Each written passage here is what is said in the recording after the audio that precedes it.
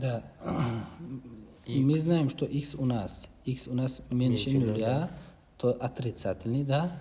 А y, что больше нуля, положительный. Имеет здесь минус, а здесь знак какой? Плюс. Значит, это выражение равняется от модуля x мы вводим минус x. Так как у нас минус отрицательный, да? Это по определению модуля. Только определение модуля для нас достаточно для решения этих задач.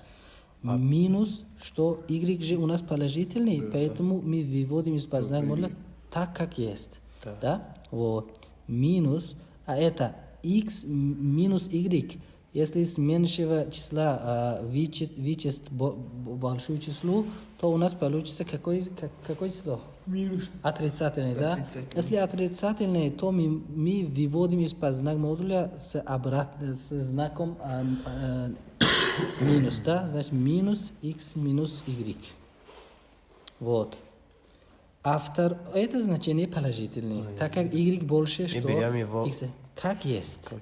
Только не забудем вывести в скобках. Да?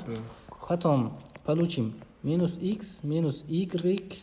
У нас минус с минусом плюс станет. Плюс x минус y. Да. Минус y плюс x. Давайте, ребята, смотрим.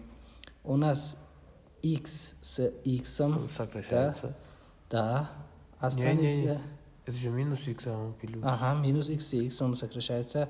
У нас останется y. X минус y. 1, 2, 3 минус y. А только 1 x. То есть x минус 3y. Да, правильно. Это